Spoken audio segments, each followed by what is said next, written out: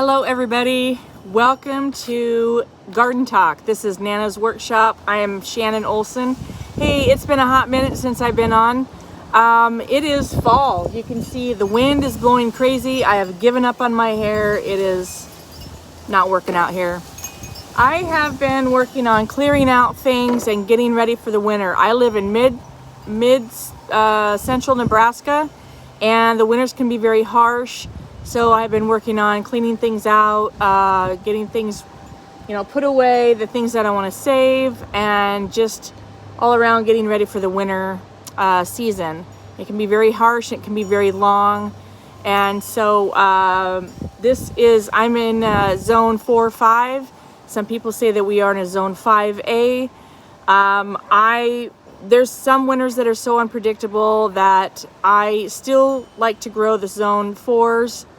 If there's 5s, I try to put them in a place where they're going to be a little bit more protected from the north winter winds. But as you can see, the things are drying out. All my vines are drying out. It is late fall. It's mid-November. It's early November, I should say. It's early November. And the wind is blowing very much. The leaves have all fallen. Today they're really fallen. There's still some left on the trees. I sometimes debate whether I want to clean up all that now and clean out all the plants in my garden and chop them all down. But there's some seasons that I leave them, some seasons that I don't. It depends on how much time I have. The best thing sometimes though, if you can leave a light coating of those leaves down in your garden, that's a good composting. It gives nutrients back into the soil, and it also gives protection to some of those insects, the good bugs, to live and survive through the winter, so then they thrive the next year to kill off the bad bugs. So your leaf litter is okay. Be careful on some of your trees that a lot of your leaf litter is not a good thing, because some of that can have apple cedar rust, and you don't want that leaf laying in your garden. I do not have that problem now. It's okay. So we're going to take a tour and we're going to walk through the garden and we'll talk about some things. But at first I want to talk to you about, of course, your composting.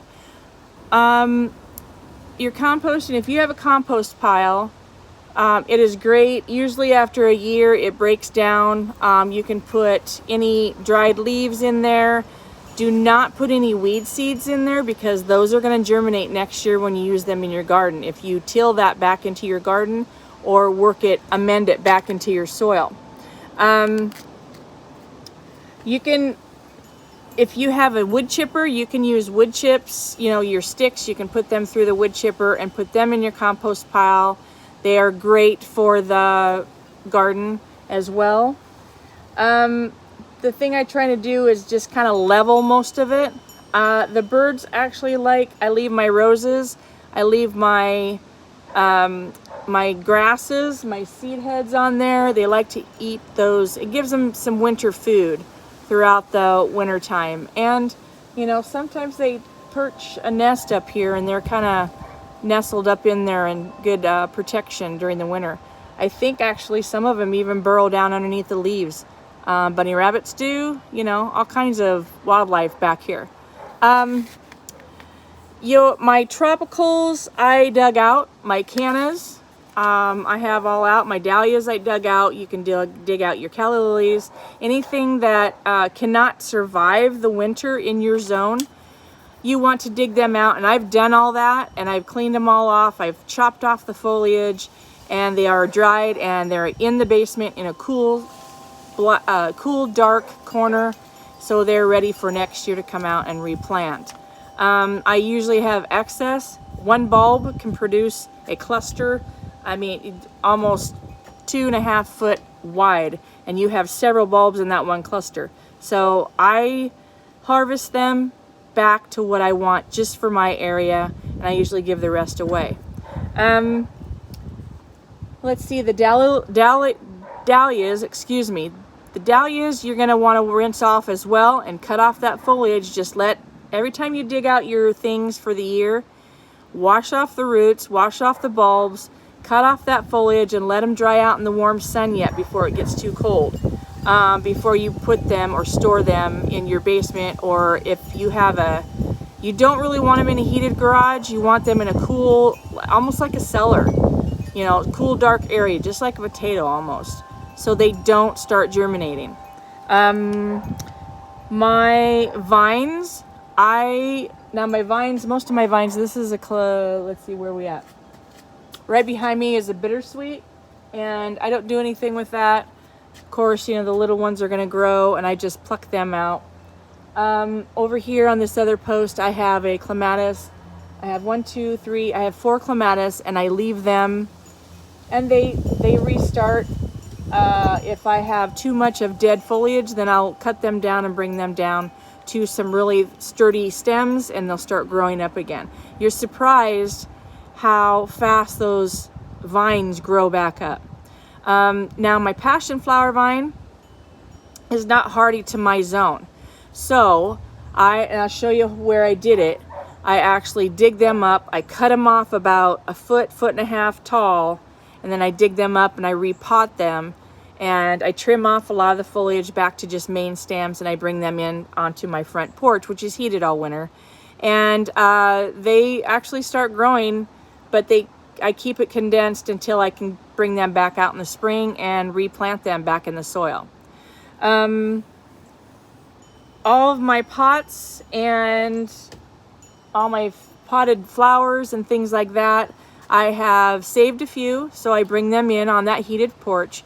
And the other ones, I have pulled out the dead plants, and I have thrown the soil from that into a compost pile. Or if you can break that up good enough, throw it back out in your garden.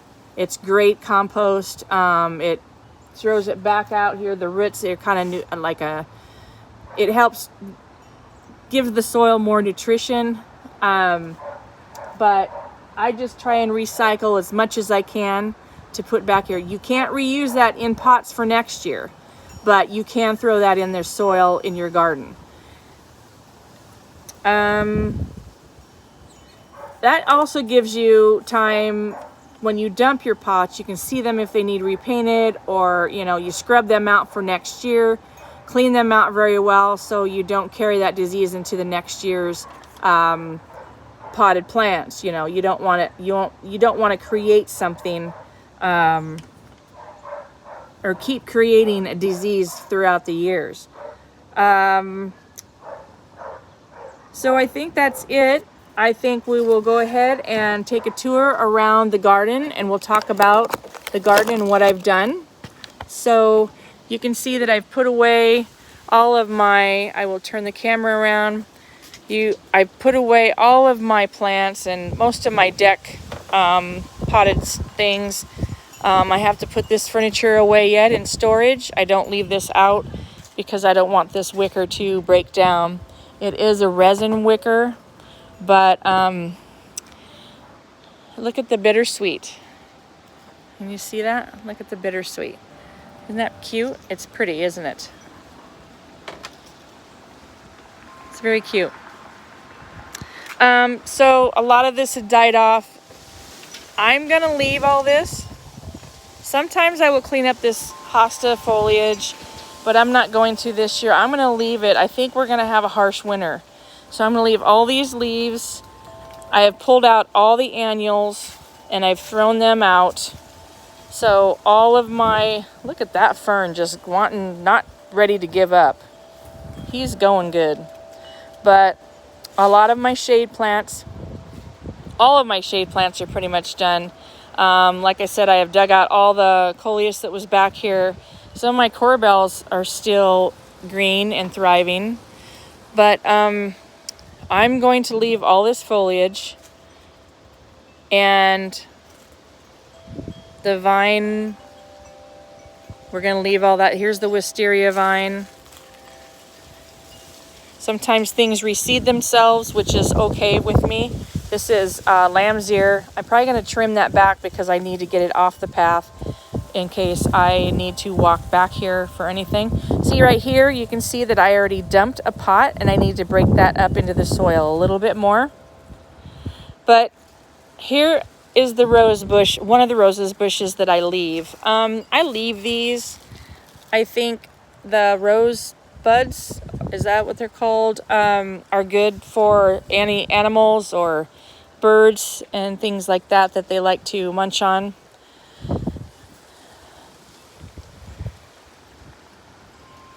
That corbel is still going strong. That's obsidian. I love that one. But yeah, there's a lot of things flattened. There's a lot of things still going on. I forgot to trim out my aster, which I can still do that. There's time. It's okay. It's actually not a big thing. But here's the Carl Forster that I left for the seeds, for the birds. They really like to eat that. A lot of these seed heads, even on the coneflowers and the mums, I'm going to leave that. Seed heads on the autumn joy, I'm going to leave that clump. This is basically the only area I really didn't cut any of that out. A lot of the sedum is still growing, which is okay. My sumac has dropped all of the leaves, which I'm going to leave for ground cover over the winter. I have put away all of my things. I've tipped them upside down so snow does not sit on them, sit inside them and rust. I've drained my pond for the most part. I pulled my pump out since I did not have fish this year. I pulled off all the vine off of here because that's done. I left this for now. Sometimes I just run out of time. But the waterfall is done for the year, and I will clean that back up and refill it and start it next year.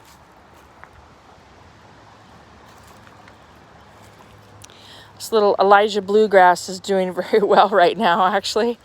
It's very pretty, and right beside it is a corbel. Doing very well. This little guy, this Alberta spruce, has been in this pot for many, many years, and he just thrives here. He just loves it. So I leave him. I like him. He's a nice little focal point back here. I did plant a tree after I got back from my trip, which, let's see, it was late October, so it was probably about a week ago that I planted this tree. It is a, no, I can't even think of it. It is a Crimson King maple. So I'm excited for that to take off here. I've always wanted a little more shade back here. When the sun sets, I need it to shade over here in the for the deck. And look at that. There's carousel barberry. It went from green to yellow to orange to red, and now it's just a burnt orange red. It's beautiful. I love it. Look at all the bittersweet up there. I wonder if I can zoom in. You can see the little bittersweet, the little orange and all that. People die for that stuff to decorate their houses with. They can actually come and get what they want. But you can see all the daylilies. I really haven't cut them out. I usually did, but I'm leaving them for now, and I want those bulbs in the ground to get sturdy and replenish. All the plants here I've trimmed out, but I didn't go all the way to the ground. I've dug out all of my cannas along here. And there's the clematis that I just leave. I don't do anything with that. A lot of the ground cover I leave. I need to dig out those Shasta daisies. Sometimes they reseed too much. This is a autumn joy. Nope. It is sweet autumn clematis. Now this side was the passion flower I was telling you about, and I dug out. I trimmed it right down here. You can see it right down here. I cut it off and dug it out of the ground. And so the leftovers are still here, which I will, right there, I cut it off. And so I'll pull all that down in the spring. Trimmed out all the cannas along here, and I had annuals along here. There's one of my shrubs that turned pretty red.